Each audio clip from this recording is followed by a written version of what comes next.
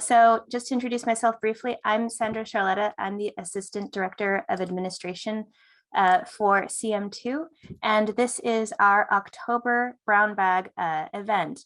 So we have monthly guest speakers come through and share with us their research topics on transportation, and it's a great way for us to connect with our audiences.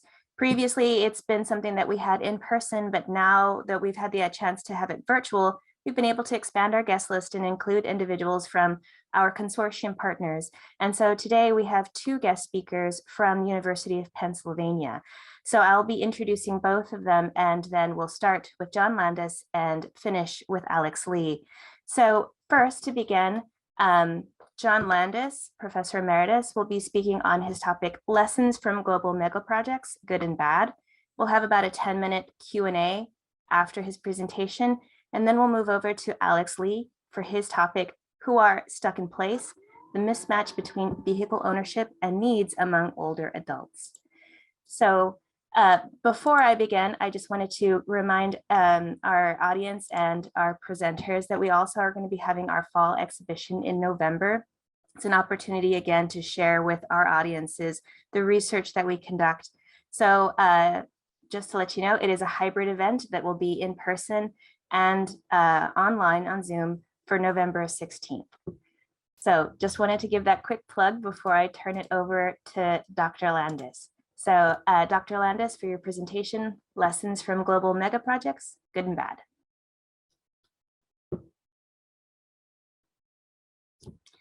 I see that you're muted. Now I'm okay. Okay. So let's see, Sandra, in order for me to start sharing, it says you have to stop sharing, I guess. Right. Okay, great. Okay, there we are. And let's go, let's see, is that, okay, is that showing up on your screen? Yes. Great, and nice to see you all. I'm John Landis, and I'm gonna talk a little bit about some of the findings from our forthcoming book, Mega Projects for Mega Cities, Global Practice and Performance. And I want to start by thanking my co-authors there who are listed there, who contributed many of the chapters.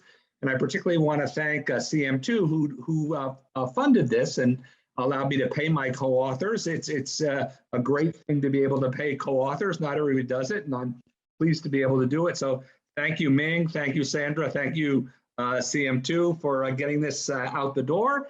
As I said, this book will be published next year by Edward Elgar.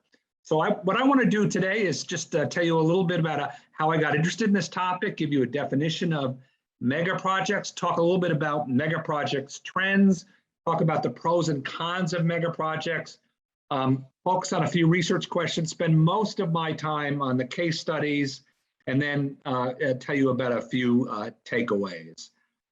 So how I got started in this with this topic is I was working on another book called Game Changers about great urban planning interventions, and I came across China's high-speed rail network, which as of last year had 37,900 kilometers of length. That makes it the largest in the world and 10 times larger than the next high-speed rail network in the world, which is in Spain. And depending on what the cost estimates are, it's the biggest transportation public works project in history. The previous one was the U.S. Interstate Highway System, but this looks to be bigger and more expensive. There are currently 17 lines. Construction on the first line began in 2004 and was finished in 2008. Almost all of China's large cities are served by its high-speed rail network. Its passenger ridership peak pre-COVID was 2.3 billion in a single year. That's 2.3 billion people rode this. That's 10 times more than the next largest, which is Japan. In the last 10 years, ridership has been growing at an unprecedented rate of 26% a year. It's cost about $800 billion, we think. We're not sure. But for me, the most impressive thing is to get from downtown Beijing to get downtown Guangzhou, a distance of about 2,300 kilometers, can take you 7 hours. which if any of you made that trip by car and plane, by the time you get from the downtown Beijing to the airport in Beijing, and then get from Guangzhou Airport to downtown Guangzhou, it's about the same time. This high-speed rail system has, depending on what estimates you believe, between 40 and 50% mode share for all intercity trips in China, which is, considering it's 15 years old, is simply amazing. This is probably the most successful mega project in history, and I want to talk a little bit about why that's true. But first, let me give you a definition of mega project.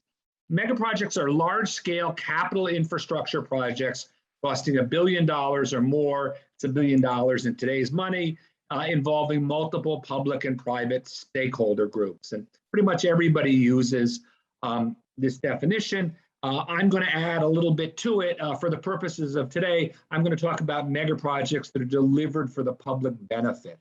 There are lots of mega projects out there that are defense or new airliners or things like that. I'm not going to talk about them. I'm going to talk about public facilities mega projects, urban development mega projects.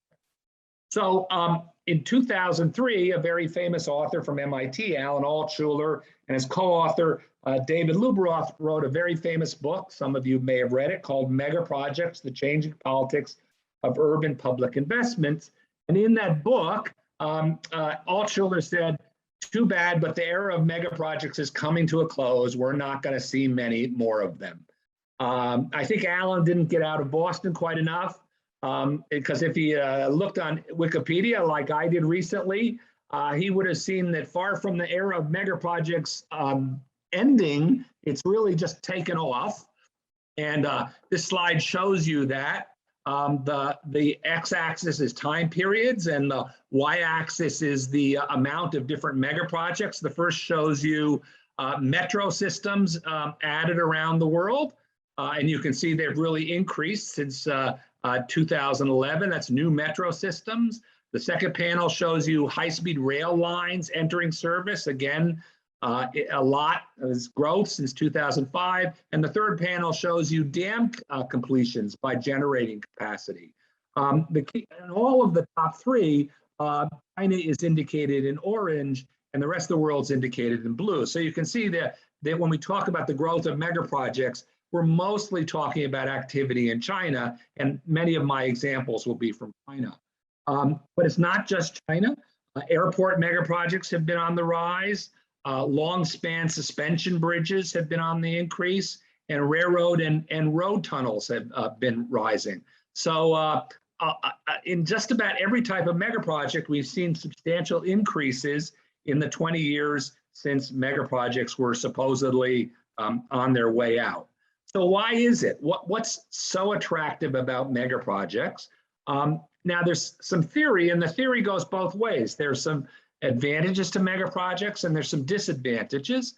And the advantages can be thought of in terms of improved efficiencies through economies of scale. That is, things get cheaper as you build them bigger. And that's the attraction of mega projects. And these economies of scale have a number of sources. They're planning outcome advantages through building larger, and that gets you more spillover as an agglomeration benefits. Their design and engineering benefits through standardization and cost sharing. Their improved contracting and procurement and construction efficiencies through knowledge and information sharing. Their finance and risk sharing efficiencies through larger access to larger capital sources and the potential for investor diversification. Their project management efficiencies. Their cross-subsidization possibilities, which promote equity. Their redundancy and resilience benefits, and lastly, their what we call network effect benefits. So you add up all of these, and the theory should be, particularly in growing mega cities, that people should do more mega projects because you can produce more services at a lower marginal cost. So that's the sort of attraction of mega projects. A very well-known economist, political economist named Bent Fluberg from the University of Oxford, has really talked about the other side of mega projects, which is to say that they often go wrong, that you have all these attractions and great things about them, but in practice, when you actually try and do them, they're not more efficient, they're less efficient. So Bent talks about excessive planning and delivery times, magnifying market risk, the fact that the people who run these things also often have project management experience, but don't know about transit or don't know about dams or don't know about railroads. That you have a bunch of stakeholders and sponsors, and they may have conflicting interests. That the market and financial feasibility analysis acquires a life of its own and starts to depart from reality as people become more invested. Something called black swans, which is the idea that mega projects are easily disrupted by what are called black swan events, which are low probability but highly disruptive events, things that don't happen often, but when they happen, they cause everybody to do a reset. And lastly, sort of built incentives for withholding bad news from senior managers. If you've ever been a lower level employee and you have to go into the office of the boss or the higher level employee and report bad news, it's a pretty tough thing to do. So the bigger the project, the bigger the bad news, the greater the incentive for withholding bad news from project managers. So we have a bunch of advantages and a bunch of potential disadvantages. And what we don't have in the mega project field is some good case studies, particularly good recent case studies. And so that's what this project focuses on. And it asks the question, are there particular planning, design, engineering, financing, contracting, and project management practices that result in improved mega project performance? Can we see good practices leading to good performance? We have 12 success criteria altogether that we talk about in the book. The 3 ones that everybody talks about are project goals are achieved in a timely manner, that the project uses cost-efficient and appropriate technology, and of course that there are no schedule overruns or cost overruns. Those are the 3 that most people focus on, but we talk about 9 others having to do with project quality and learning and innovation and robust revenue projections. And I'll show you how different mega projects score. So as I said before, this is a field in which there are not a lot of recent case studies, and the book focuses on 14 case studies. And the way we picked those case studies is we wanted them to be contemporary, which is to say relatively recent, undertaken or concluded since 2010. We wanted them to be geographically and diverse and representative. So we have a lot of Asian cases, particularly from China. We wanted them to be oriented around cities. We wanted the public sector to be in the lead. We wanted them to make use of diverse financing forms. We needed there to be documentation. I don't read Chinese, so I was very fortunate to have many of my co-authors who do read Chinese help me out reading the documentation from China. Very importantly, a range of performance outcomes. And lastly, to offer useful lessons and takeaways. So I said that we settled on 14 mega projects. Here they are: London Crossrail, which isn't yet complete, 4 metro systems in China, in Beijing, Shanghai, Guangzhou, and Shenzhen, China's high-speed rail network, 6 bus rapid transit systems in South America and Asia, Seattle's Alaska Way Tunnel, the Hong Kong ZHUHAI MACAU Bridge, the Singapore Jewel Changi Airport, which is really just a terminal in the Singapore airport, the Berlin-Brandenburg Airport, the new LaGuardia Airport, and then we have some urban development projects: Canary Wharf in London, HAFENCITY in Hamburg, SONGDO International Business District, and that's in Korea. We also looked at Brooklyn Bridge Park in New York City, and then 5 renewable energy projects from around the world. So I'm going to briefly talk about, very briefly, 6 of those projects, and then I think I'll jump right to my takeaways, which I think are important. I'm going to talk about 3 sets of projects: tunnel and bridge projects, airport projects, and urban development projects. And in each case, I'm going to give you one that scores highly and tell you why, and one that scores not so highly and tell you why that's the case.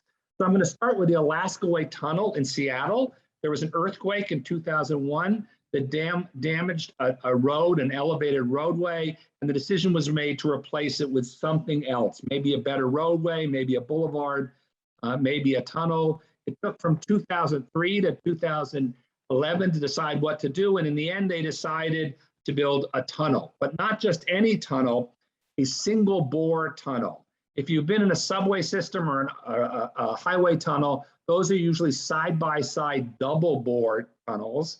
And what they decided to do in Seattle was to build a single bore tunnel and to stack the roadways on top of each other rather than having a separate tunnel for each. It took 8 years to complete, from 2011 to 2019, and it was 2 years late. And it was 2 years late because to build the world's widest tunnel, they needed the world's biggest boring machine, which was built in Japan. And boring machines have names, and this one was named Bertha. On its about a month from when it started, it hit an iron pipe underground under Seattle, and basically that broke it. And they were completely unprepared for it.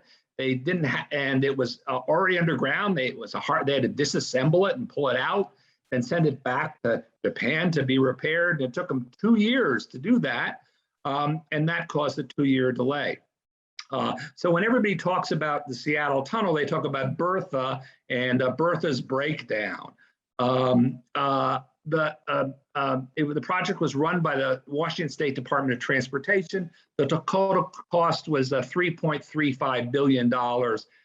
So it was 2 years late and 8% cost overrun, primarily built with state and federal grants. Perhaps the most important thing and most interesting thing is after they pulled the highway out, they had all this air rights and space to do a public realm improvements on the Seattle waterfront. And the last picture shows you what will happen on the Seattle waterfront by 2025, now that the highway is out of there and the tunnel is underneath, and the tunnel opened up in 2019. Here's my sort of score sheet on those criteria that I listed before. The tunnel earns a 35, which means its percent score out of its maximum possible is 73. That's not the highest, but it's pretty high. The two things that I learned from this is the importance of contingency funding and contingency scheduling. That is, what if something goes wrong? What if there's a black swan event? You need to set aside money and time to fix that. And they didn't do that in the Washington case. And as a result, that's why it cost more and took more. They didn't set aside proper contingency funding and scheduling. But the more important lesson is if you couple these big transportation improvements with land use planning and comprehensive planning, you can really do some creative stuff in terms of land development, both public realm and private development. And so the Seattle waterfront in about 5 years is going to be one of the best in the world because of the opportunities created by this tunnel. I want to talk about a not so good case, which is the Hong Kong ZHUHAI Macau Bridge. It's the longest bridge in the world. It's not just one bridge. It's a series of bridges and actually an underwater tunnel. It's at the head of the Pearl River Delta. It was started in 2010, finished in 2018, 1 year late. And it was built with two ideas. First of all, a lot of people were going to want to gamble in Macau, it's the world's biggest gambling center, and that they would fly into Hong Kong and take a coach over to Macau. And the other idea was that Hong Kong is a huge port, but it's a very high cost place of doing business and manufacturing. So if you could do manufacturing more cheaply in ZHUHAI and then put everything on trucks and move it across the bridge in the other direction to Hong Kong, you could efficiently enter the world supply chain. So that was the idea: tourists to Macau or gamblers to Macau, and manufactured goods to Hong Kong. It was sponsored by the government of Hong Kong and also the Macau Special Administrative Region. Cost about $18 billion, $19 billion altogether. Completed 1 year late, about a 15% cost overrun, which is not very much considering all the technical difficulties they had. This project does not score very well. scores a 19, which is a percentage score only about 40. It was just, it was sort of started and built on a very naive assumption that while the bridge was going up, the rest of the world's economy would hold constant and stay the same. And instead what happened was Macau decided to expand its own airport. So instead of people flying into Hong Kong, they could now fly from China all the way into Macau. So you didn't need the bridge for the gamblers. And instead of the low cost manufacturing goods being produced in ZHUHAI, they get produced in Dongguan, which is right north of Shenzhen, which is a much better location. So the two reasons for building this bridge never materialized, or there were other reasons, and as a result, the bridge has never operated, even before COVID, at more than 50% of its design traffic, and it's really been a financial disaster. So there's a success and there's a failure. I think I'm running out of time, so I'm just going to talk about two airport projects and then jump to a few case takeaways. I want to be sure to give Alex time. So if I were to ask you who's going to do a better job building a new airport, the Germans or a bunch of people in New York City, you'd almost certainly say the Germans, given all their terrific engineering and logistics and things like that, and you'd never say a bunch of people in New York City. Well, it turns out to be exactly the opposite. Berlin needed a new airport. This is Berlin, the capital of Germany, needed a new airport. It had 3 undersized airports that couldn't be expanded and were badly located. And they said, we need a modern international airport that's connected to the city by transit and highways. And they decided to build it next to one of the undersized airports, Schönefeld. And it took them a while to do that.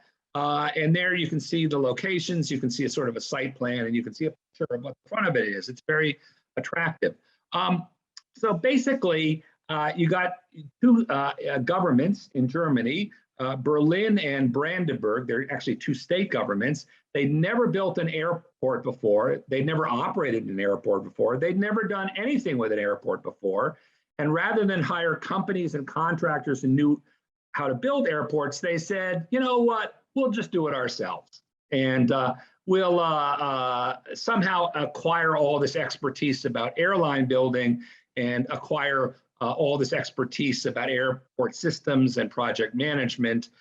Needless to say, that didn't work out very well. So they had a lot of money, but no expertise and no experience. And so it was finally completed in 2020, 9 years behind schedule, and at 112% cost overrun. And of all of our projects, it scores among the worst. And the takeaway here is that when you're doing big mega projects like airports, you need to have prior and comparable experience. Somebody needs to know what they're doing start to finish, and they really didn't in the Berlin airport case. The LaGuardia case was altogether different. You had this is LaGuardia Airport in New York, City. It's one of 3 airports serving New York City. And Joe Biden was very properly quoted in 2015, now the president, saying LaGuardia Airport was America's best 3rd world airport. That it was the biggest embarrassment of any airport in America. The President of the United States said that in 2015. He was correctly quoted. They really needed to do something about it. There weren't taxiways. There was bad access. The original design dated to the early 1960s. And the group in charge of it was the Port Authority of New York and New Jersey. And they also are in charge of JFK Airport and Newark Airport. And they had previously modernized those airports, undertaken big projects in those airports, and carefully documented what they did and how they did it. And they were also experienced at establishing public-private partnerships. So everything that the people in Berlin did not know how to do, the people in New York did know how to do. And they did it very well. The project is not quite complete, but is mostly complete. And it just shows the benefits of experience. The Port Authority of New York had experience planning and managing similar projects. And in many ways, the New York airport was much harder than the Berlin airport because it stayed completely open during the construction period and had to deal with a lot of other things that were going on. So it really shows the value of experience. My two other case studies, I'll just quickly mention what they are, urban development case studies. This is HAFENCITY, Hamburg, which is the finest waterfront development in the world.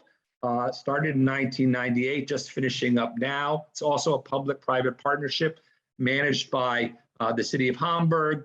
And this is a SONGDO IBD in Korea, next to the Incheon airport.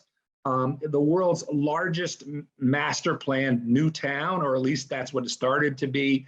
It was a public-private partnership between the city of Incheon in Korea, which had never done a public-private partnership before, and Gale International, which is a New York City developer, which had never done a master plan community or a project outside of America. So you put together a bad client in the case of Incheon and an inexperienced, naive developer in the case of Gale International, and you get a disaster. Its total score is 17%, 35%. The partnership was dissolved in 2010. They're still suing each other all the time, and only about 10% of the city has been complete. By the way, I should say the actual master plan for the city, which was done by KPF, a New York-based design firm, is terrific. So this isn't a case of a bad plan or a bad program. It's just a case of a bad client, well, an inexperienced client and an inexperienced developer. So let me just jump to lots of more stuff here, lots of analysis looking at, but let me just mention 8 quick takeaways, and then I'll take questions. What matters most for success is experience and technical competence of senior project management. In each case, I've given you a good one in blue and a bad one in red. Study and learn from past successes and failures. For very large projects, as we learned in China, standardization is a big plus. Standardization, construction and contracting and procurement, a big plus. For projects with phased or multi-source financing, you need to have a clear contingency financing plan in place. Screw-ups happen, especially when you're using new technologies, so you need to have worst-case contingency provisions put in your contracts. Demand or use or revenue projections that are the basis for going ahead with this always need to be stress tested. They did in the London Crossrail case. They did not in the Hong Kong Bridge case. Someone or some agency needs to be in charge and accountable. Collaborative sponsor models don't work. Where you don't have a clear sponsor or a clear project leader, it falls apart. They did in the China high-speed rail case. They had the China Ministry of Railways, which ended up being very controversial, but did a great job building the railway. And in the Brooklyn Bridge Park, no one was in charge, and it took 20 years to occur. Lastly, when undertaking large-scale transportation projects, always look for complementary land development opportunities. They did that in Seattle with their tunnel. They did that in Shenzhen, to a lesser extent in Shanghai with their metro systems. They did not do that in Beijing with its metro system. And the result is, even though the metro system is overcrowded, its utilization is pretty inefficient in terms of where it goes and how people get there. So those are just a few lessons. I guess my final takeaway is that since FLYVBJERG and since Altschuler and Lubrov's book, we've learned an awful lot how to do mega projects. We're getting really much better at it. And I think there's a strong future for it if these takeaways are followed. So I think I'll end there, and thank you for your attention, and I look forward to any questions. Great, thank you so much, Dr. Landis.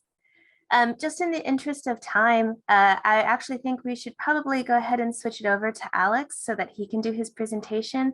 So if anybody has specific questions for Dr. Landis, if you could, Dr. Landis, stick with us to the last 10 minutes of the presentation.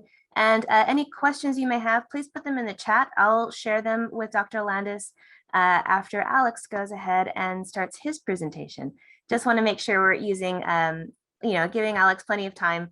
I'm slightly notorious for not letting that happen. So I think our last one, I was rushing somebody. So rather than that, Alex, whenever you're ready, please begin. Sure. Thank you, Sandra. I will share the screen.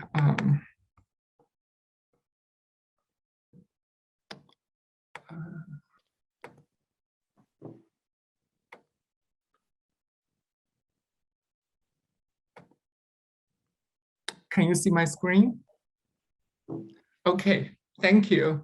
Yeah, so I will try to wrap up in 20 minutes and give enough time for both, for John and also me.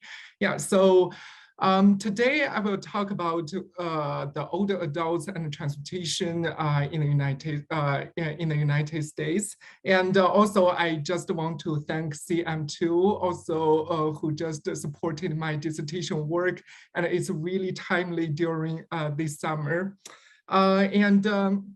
Today, I will examine the mismatch between the vehicle ownership and the needs among the older adults. The United States is rapidly changing in the last 2 decades. As you can say, most of the counties, they just are becoming aging, and there are more and more counties with the older adults, more than 30% of the total population. So amid this trend is that the aging baby boomers just contribute a lot to this trend. And for baby boomers, I would say this is overlooked demographic group in the planning scholarship and also in the transportation scholarship. And there are 2 pictures of the baby boomers. When we say the business world and the social media headlines, what you can say is that they are a rich generation, wealthy generation. They are car lovers, right? They come back to the cities. But I would say that this is only one picture of the baby boomers. This does not account for what we will do for the future transportation policies for the older adults. If we just look at the literature in social work, in gerontology, there is a school of work that is called critical gerontology, and baby boomer is one of the group they are discussing. And there are the baby boomers who have really serious housing affordability issues, who cannot stay in the labor market any longer due to the age discrimination, due to their low skills. And I would say that the baby boomers nowadays, they have more difficulties than the previous decades because the social welfare, the social security system have changed a lot in the last decades.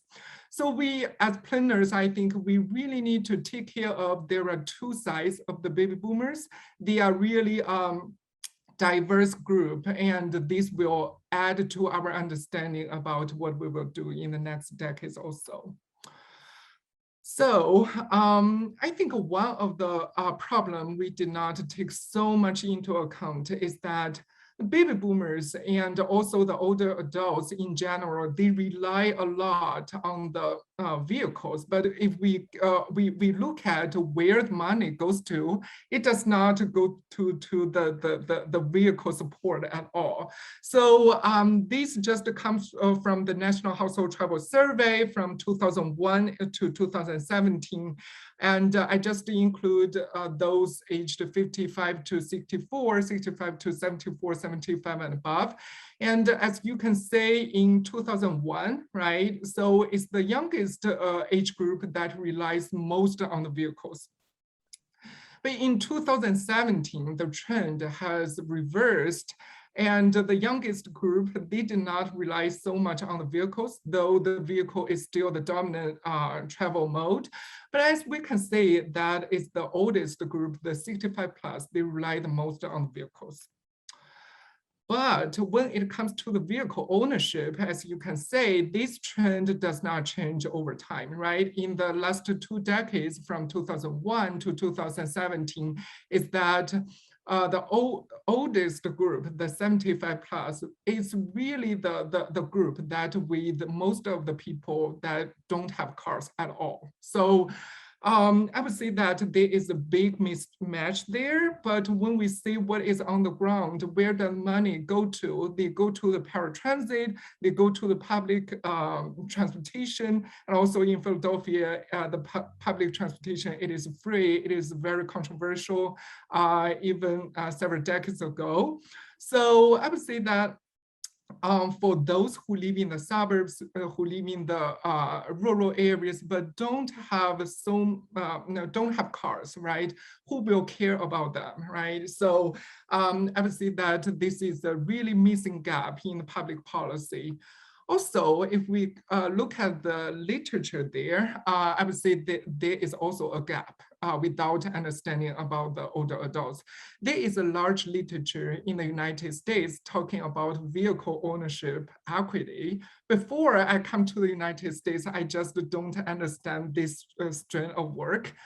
Because I think the Americans already have so many cars.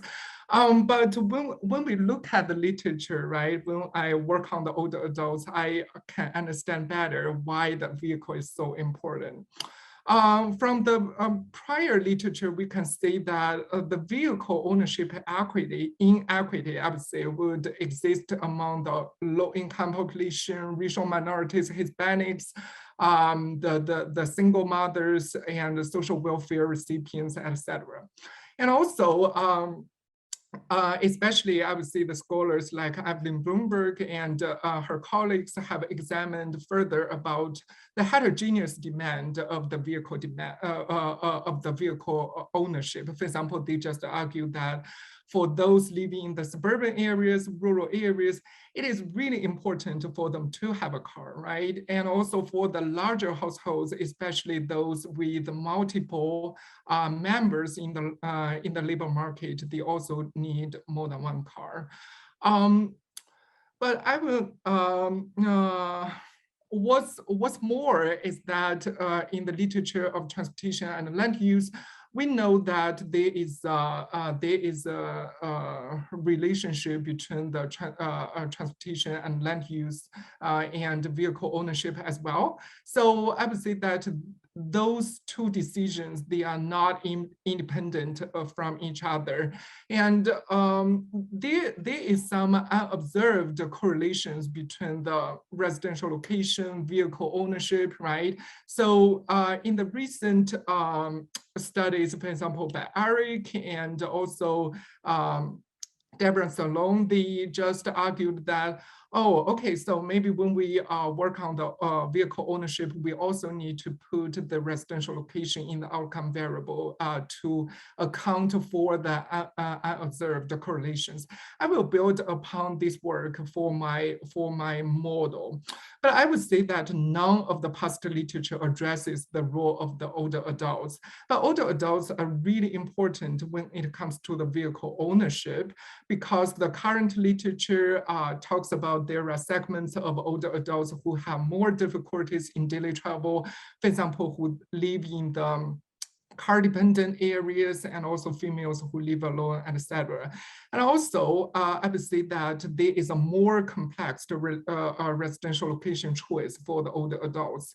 And today, planners talk a lot about aging place, right? So we cannot just jump into the aging place, because for many older adults, they cannot relocate, they could not afford to relocate. And for some others, they just care about the social capital in the suburbs and don't want to relocate. But this does not preclude that for many older adults, they just live in the low density areas without cars.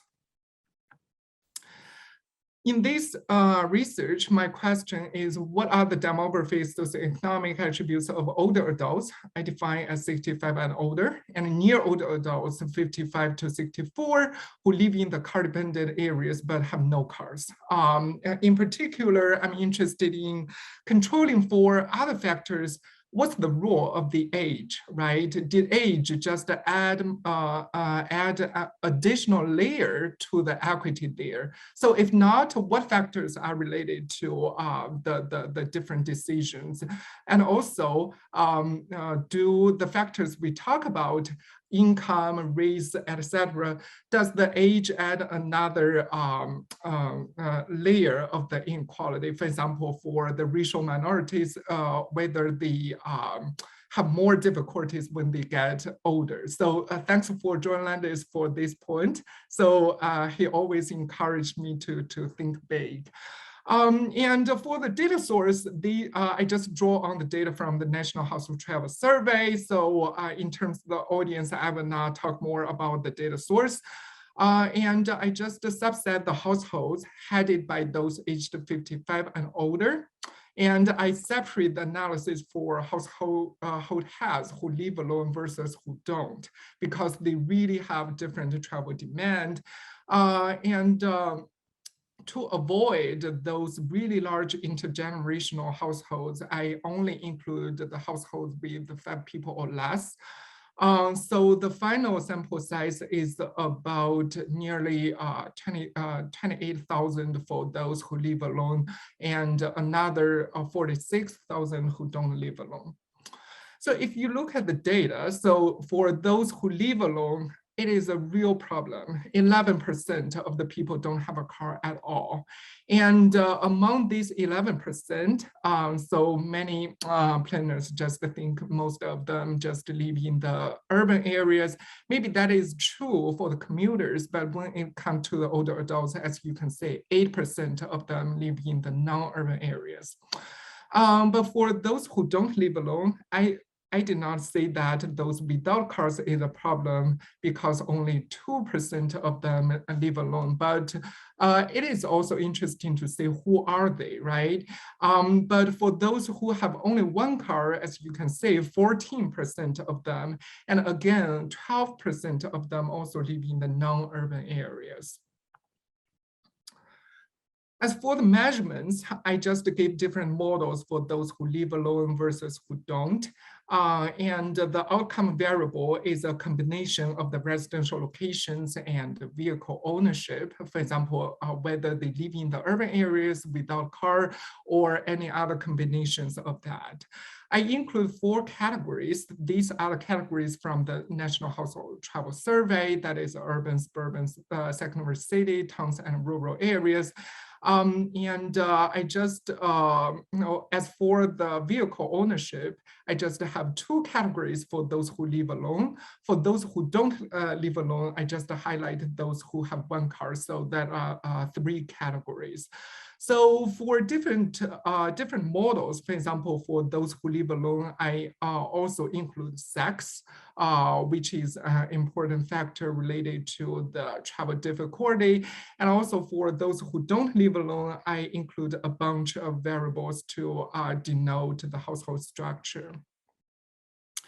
As for the model, I would say that I just model the household head, their utility for each residential location, vehicle ownership level, and it is a function of the constant. There is a fixed terms for different residential locations and vehicle ownership. What I do here to control what I called the unobserved correlations is that I just include 2 random error terms, which is one for the residential location, another one for vehicle travel. So these 2 error terms, they are just centered at 0, and it is normal distributed. So in this sense, I just, I will force these 2 just independent from each other.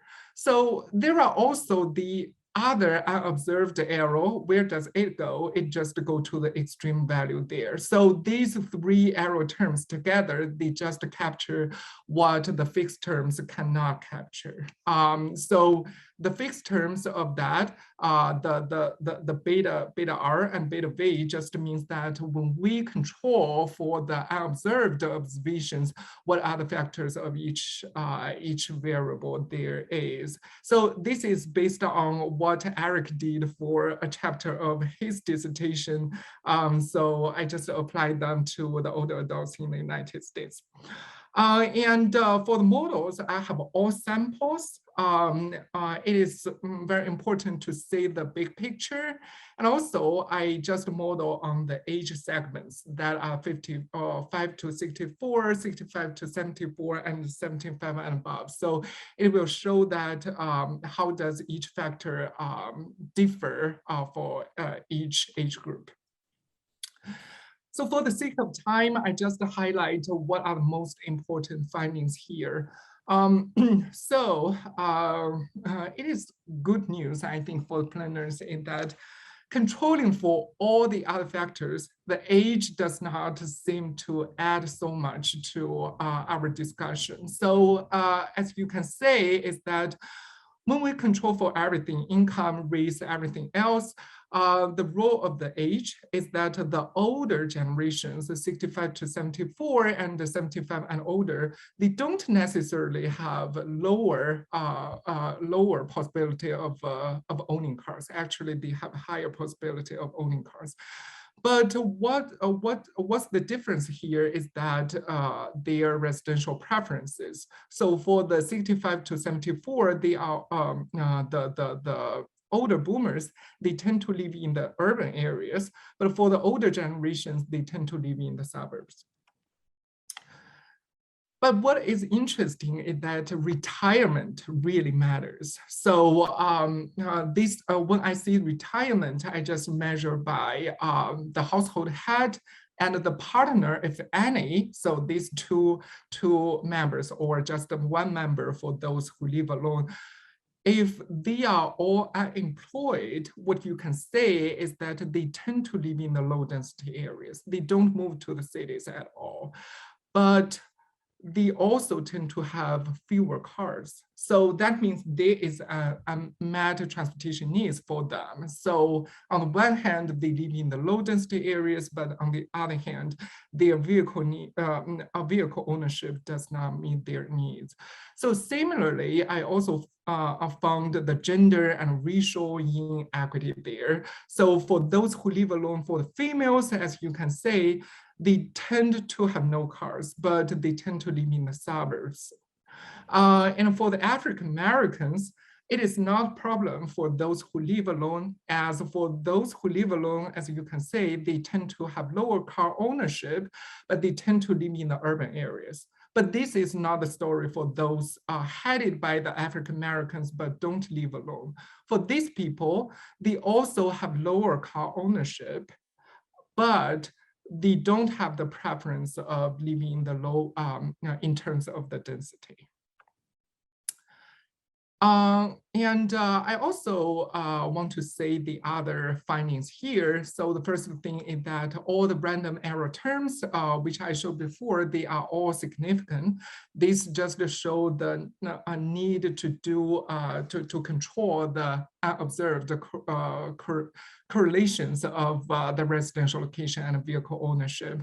And the second thing is that the low-income people, Hispanics, as expected, they have additional difficulties of owning cars. But the good news is that they tend to live in the urban areas, and their living environment is denser. And third, this is very interesting, is that those living with children over 16, they have a higher possibility of living in the zero-car households. When it comes to different age segment, I would say that the gender, the race, these kind of difficulties, they only show up at higher ages. So this just second what I said before, is that age just add another layer of inequity to the gender and race, but not for the general population there.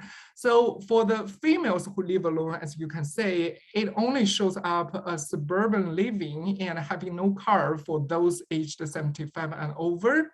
And for African Americans, it's 65 and over.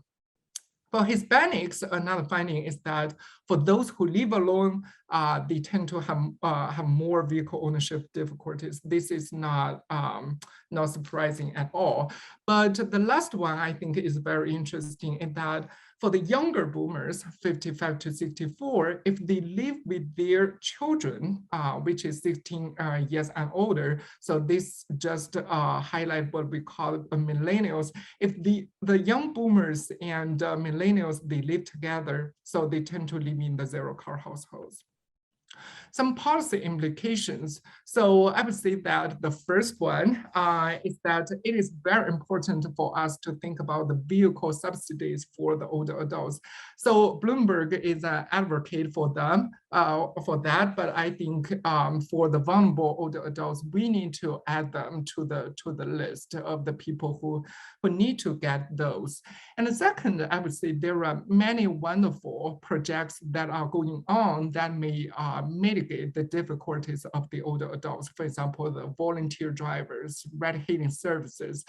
So as planners, we need to think about whether these new transportation programs can just help the vulnerable people who live in the low density areas without cars. And the third is that this just respond to what, where the most money go to today, is that many vulnerable older adults live in the cities, including African Americans, Hispanics, and also those with low incomes. So we need to think about how to meet the diverse needs of these people, because they have really different needs. For example, those who don't speak English, and those who don't have enough knowledge to learn how to use the technology. But this is just beyond this study.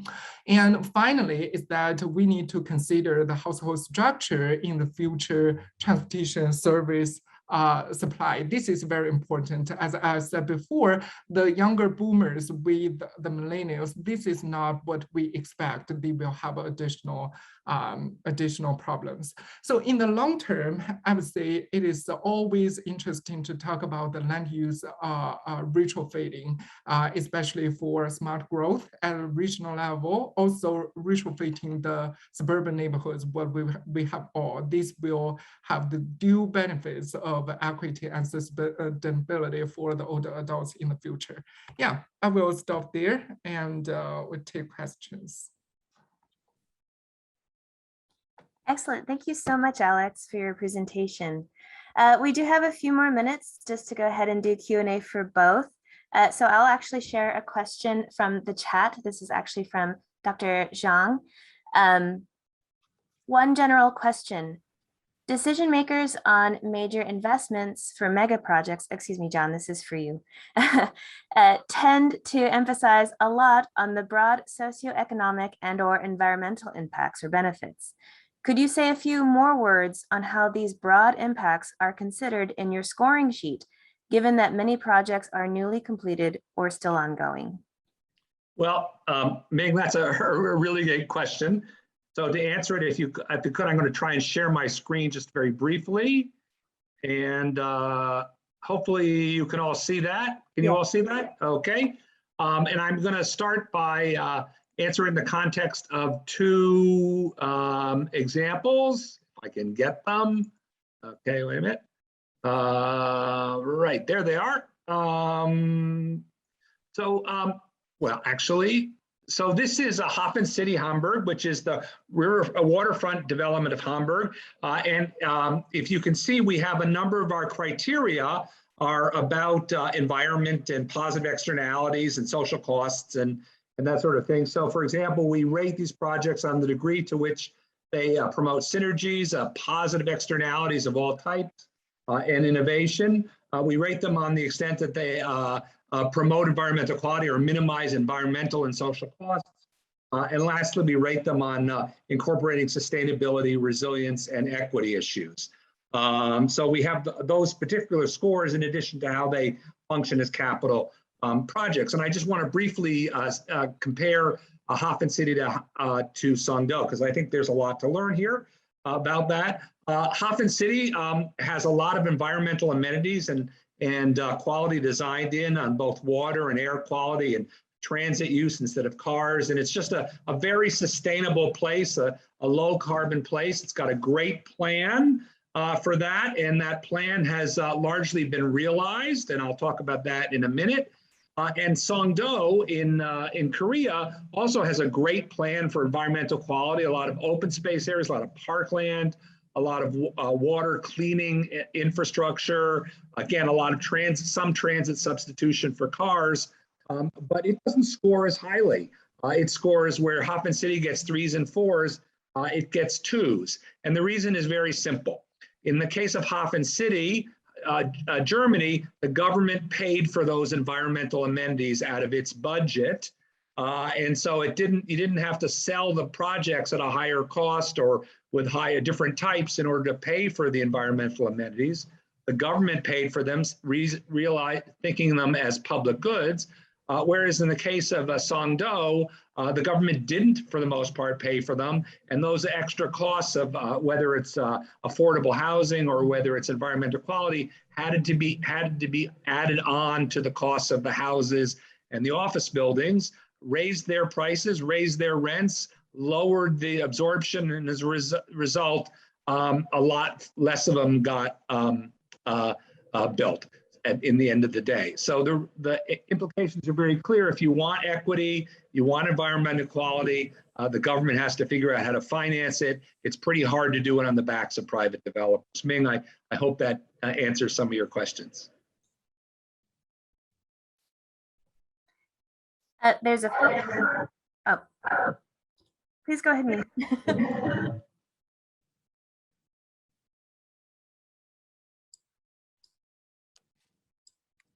What? Hello? Yeah. Sorry, I had a follow-up. John, thank you. Did you rate the projects or the authors, case authors who rate the projects? I guess the different people will rate differently. Well, that's a great question. I'm a planner. I believe in collaborative everything sometimes.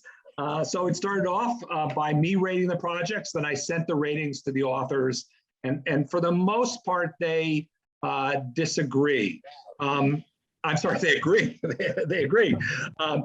Part of that's because I gave very few 4s and very few 0s. Most of the ratings are somewhere between 1 and 3. And that's simply because it's really, mega projects are so big that it's really hard to hit a home run on them in all cases. Most of us, the better ones do much better. The worst ones do not so well. So I think it's a little easier. Also, it's easier to go with an ordinal score rather than a 100 score or something like that. So there is room for disagreement. I didn't submit my ratings of the Chinese projects to the Chinese government. I'm sure if I had, they would have given them all 4s, but what can you say? Thanks, John. You don't mind, if you ask someone from Hong Kong, from Macau versus someone from ZHUHAI or Guangzhou, Shenzhen, and they will come up with, not government, just a general public, they'll come up with very much different ratings. So personally, I will rate the Hong Kong, ZHUHAI, Macau project higher than 40%. Well, I understand. I forget where you're from, Ming. Where you're from in China, I forget. I'm from Texas. No, I know, but where originally? Was it from the north or the PRD? We're from central China. The reason I say that is because I participated in the MIT effort way back in 1999. A project sponsored by Hong Kong Trade Commission. So at that time, lots of business interest in connecting better between Shenzhen and Hong Kong and Shenzhen and Macau, but the kind of a resistance came mostly from political factor rather than economic or social or environmental. So any mega project, of course, is political. So it's hard to come up with a consensus. Like, so your job was very hard, very difficult. I understand. You're absolutely right. Politics plays a big role, but I think the Hong Kong Bridge shows the dangers of betting of regional economies staying the way they are. So in the early 2000s, the question was for the low price manufacturing goods that were manufacturing producers that were leaving Hong Kong and even leaving Shenzhen at that point. Where'd they want to go? Where were they going to go? And so if you wanted to connect back to Hong Kong, what sort of facilities did you need to build? And so, as I said, the bridge bet that they would go to ZHUHAI, okay?